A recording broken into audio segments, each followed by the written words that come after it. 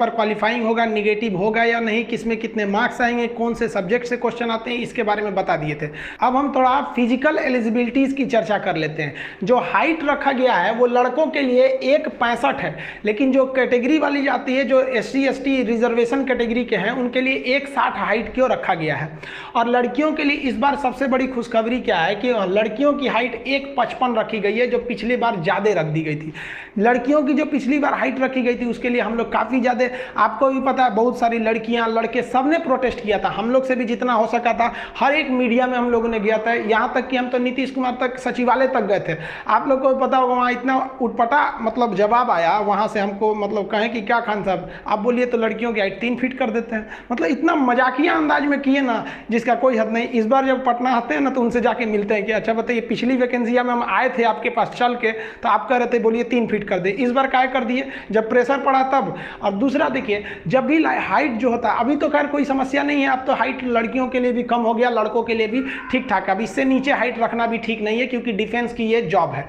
अब जब लड़कों की हाइट नापी जाती है ना तो सबसे बड़ा गलती क्या करता है लड़का या लड़की, ऐसे गर्दन उठा देता है, इससे हाइट उसकी 1 सेंटीमीटर घट जाती है। यहाँ स्केल रखा जाता है, आप इमेज में देखिए, स्केल को यहाँ रखा जाएगा तो आपको नीचे रखना है। अब ज़्यादा नीचे करेंगे ना तो वो भी जानता है ऐसे कि पहुँचा फकीर है, उठा देगा, उठाओ इसे।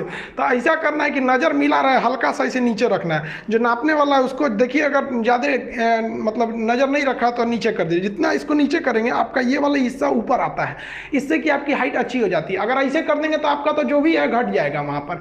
और उसके बाद क्या करना चाहिए, हाथ पैर को एकदम सीधा रख के कमर की हड्डी को पूरा ऊपर खींचना चाहिए, गर्दन को पूरा। या कमर क्या होता है, आदमी थोड़ा सा लूज छोड़ देता है, कमर खींचेंगे तो थोड़ा बहुत चेंजिंग आता है। और तो टोटल बॉडी का जो वेट होता है उसको उंगलियों पे छोड़ देना चाहिए। एड़ी उठाना नहीं है, लेकिन टोटल बॉडी का 100% वेट आगे के पंजे पर, पैर का जो पंजा है वहां छोड़ देना है। बस एड़ी नाम के लिए सटा रहा है, इससे कि आपकी 1 से 1.5 सेंटीमीटर हाइट ऐसे ही बढ़ जाती है। हम लोग भी जब NCC करते थे तो उस समय हाइट हम लोग का पता शायद उतना नहीं था जो उस समय एलिजिबिलिटीज मांगी जाती थी, तो हम लोग ऐसे ही किए तो बॉर्डर लाइन पे थे, हमारा भी उसमें हो गया था। तो इस चीज को ध्यान रखिएगा।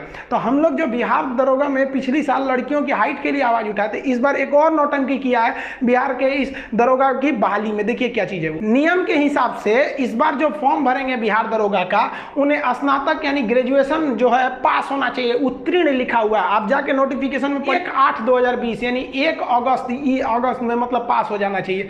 अब जरा आप बताइए भाई साहब, कौन सी यूनिवर्सिटी अभी रेगुलर चल रही है, किस यूनिवर्सिटी का एग्जाम हुआ है। कोरोना में ये भी ध्यान नहीं आया बिहार सरकार को कि पूरी यूनिवर्सिटी अभी लेट चल रही है पूरी इंडिया की, तो हम तो अच्छी यूनिवर्सिटी का तो एग्जाम ही नहीं हो पाया। तो ये तो बिहार वाला अपने बदनाम है। बिहार की यूनिवर्सिटी, बिहार के VC जो लोग हैं, लोग यूनिवर्सिटी में बैठे हैं लोग, इन लोग को बस कुर्सी मिल गई ना, भाड़ में गया लड़कों का करियर। 3 साल की डिग्री आप 5 साल में दीजिएगा।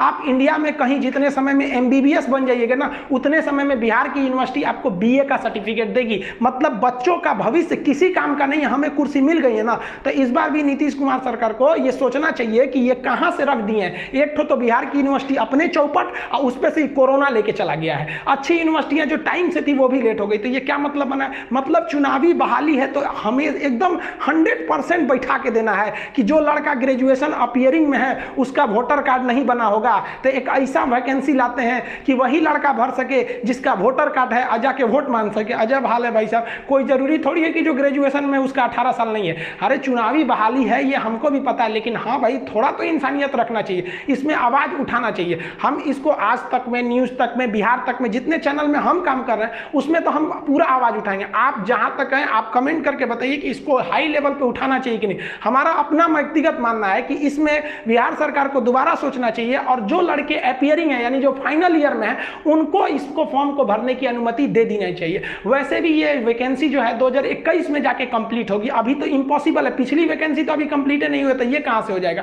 तो 21 में ले लीजिएगा ना आप सर्टिफिकेट, अभी अपीयरिंग को कम से कम भरने दीजिए। बिहार का विद्यार्थी अपने कोरोना की वजह से सबकी अर्थव्यवस्था टूटी हुई है, बड़ा उम्मीद से लेके आता है। अब जो ग्रेजुएशन फाइनल ईयर में उसको आप भरने नहीं दीजिएगा, उसको पता ही नहीं है कि अगली वैकेंसी आएगी कि अगले चुनाव में आएगी, कोई ठीक नहीं रहता। आएगी लेकिन कंफर्म नहीं रहता। तो इतना मतलब सौतेला व्यवहार नहीं करना चाहिए, बच्चों के बारे में भी सोचना चाहिए। रनिंग को देखते हैं। देखिए रनिंग में कुछ समस्या आती है, पहले रनिंग समझ जाइए। मेल के लिए 1600 मीटर दौड़ना है, ये 1600 मीटर 6.5 मिनट में दौड़ना है, ना टाइमिंग कम है और ना ही बहुत ज्यादा दौड़ना है। और फीमेल के लिए 1000 मीटर यानी